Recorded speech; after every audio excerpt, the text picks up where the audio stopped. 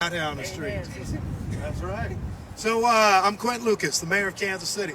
We are thrilled today to have the opportunity to unveil our plans for a $12.5 million investment in pedestrian safety in Kansas City.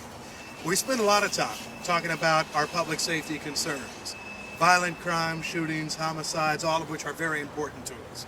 But another challenge that we face in Kansas City that we have faced this year is an increasing number of pedestrian and vehicular and bicycle deaths in our city. And in areas where we have a high number of violent crime incidents, we often see a high number of pedestrian deaths. That's why we come here to the Prospect corridor today. On Prospect, you are 2 times more likely to die if you are walking as a pedestrian.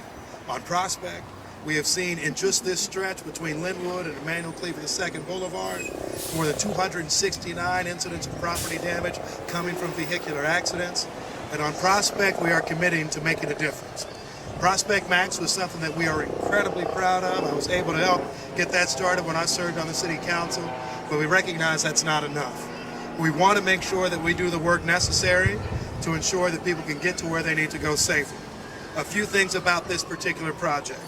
First of all is that this comes based upon a record of challenges that we face in this community.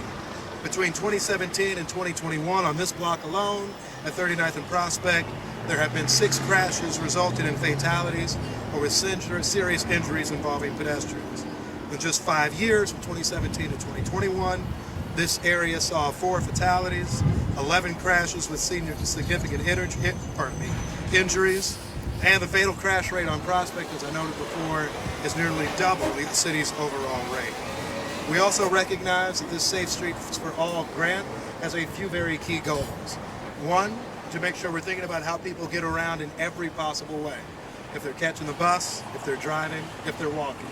Another is to make sure that we're doing the work to improve street lighting and a lot of the work that we need to do to ensure this city will be safe. Another relates to increased tree coverage and beautification. There's no reason this intersection should look as great as anything. And I think most importantly, I spent time with Councilwoman Patterson Hasley not long ago to discuss this. We're proud of the grocery store behind us. This was an effort of City Council some time ago. We continue to invest in Prospect Max. We do a lot of stuff. But you can never stop the work you need to do to make sure that your investment is one that can grow and to make sure the community knows that they're appreciated.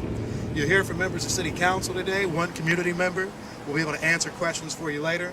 But I want to make sure we thank the Biden-Harris administration. The Safe Streets for All grant is making a difference in places like Kansas City. This is part of our work with the Build America Bureau and all of our work with the U.S. Department of Transportation over recent years to build more resources for Kansas City. And I hope that this is just one other step in our ongoing effort to make sure that every person in our community can be safer. With that, I'll turn it over to the 3rd District at Large Councilwoman Melissa Patterson Hasley. Thank you, Mayor Lucas. And this is an exciting day for all the reasons that he mentioned. We're here to celebrate a fantastic partnership with the federal government to bring much needed dollars to this particular corridor. As you can see, there's lots of traffic. There's lots of cars parked on the street. And there's also, it's hot. So we definitely need to increase the tree canopy in this corridor, make it more walkable so that folks can get to the Aldis in a comfortable stretch of this corridor.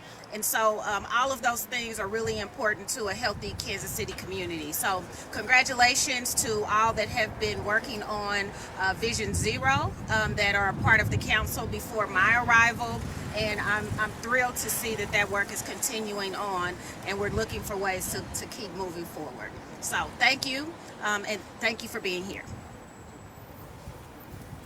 Good afternoon, Mayor Pro Tem Raina Park Shaw, and I'm really just here to just acknowledge the work of Councilwoman Melissa Robinson, who unfortunately is unable to be here, as she is actually representing the city at a Public Works conference where we are being recognized yet again for our innovation.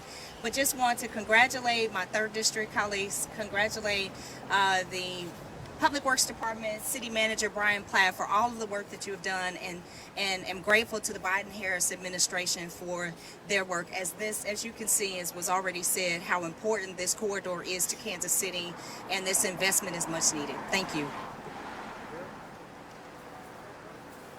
Thank you. I'm City Councilman Darrell Curls, 5th District at large. I got a fly cop bothering me here. I do want to echo those sentiments in regards to being grateful to try to enhance public safety. Whenever we can invest money in public safety, it's always a win-win for everybody. And I think that this money is going to go to an effort to make sure that we are investing in public safety, especially along this Prospect Corridor. Prospect Corridor is a main thoroughfare for the inner city and the black community.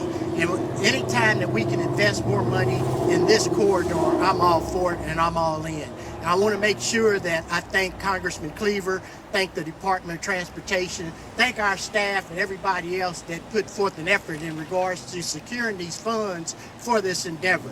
I think that this is nothing short of being a win for this corridor and safety for our community and safety for our residents. So thank you once again, and I'll turn it over to City Manager Brian Platt right now.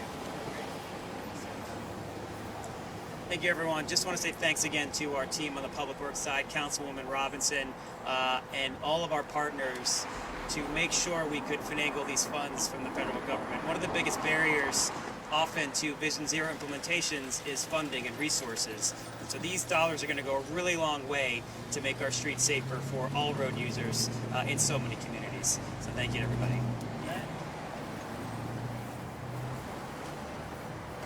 Good afternoon. I'm Pat Clark, President of the Oak Park Neighborhood Association.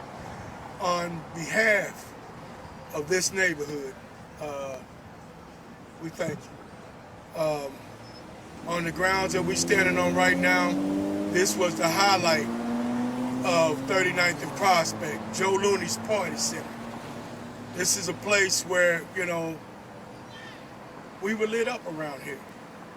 But now, as you can see, this is what we left with. And as we talk about safety, at a time where not just this community, but the whole city's in need of a safe place, we thank you, Mayor, for including us. I appreciate everybody that took the time to come out. We have a lot of issues around here. This is one of them. But, you know, this is a neighborhood that deserves the attention that we have, and we appreciate you taking the time, including us again, and thank you. With that, we're going to ask if there are any questions. As you recognize, we understand that part of public safety is pedestrian safety. And as Councilman Curls noted, the Prospect Corridor is in many ways the heart, the main thoroughfare through our east side, through our black community. And we will continue to make sure that it can be safer in every way. Any questions from our assembled press? We'll start the press first. Yeah. Bailey, introduce yourself. Bailey Waters with the Public Works Department. Likely in about 2 years is when you would start to see things under construction. Any questions? All right, yes. Will there be any like community engagement on the improvements? Yes, the community engagement will likely start next year. And we would involve the community in finalizing designs and input into what happens.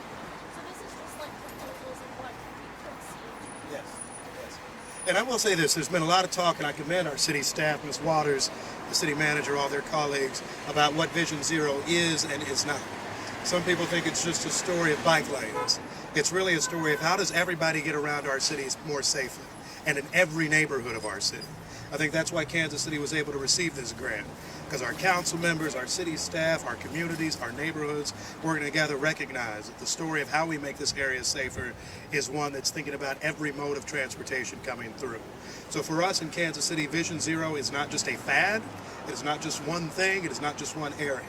It's something that speaks to everyone in every neighborhood, and I'm proud we get to talk about this type of investment right here on Prospect.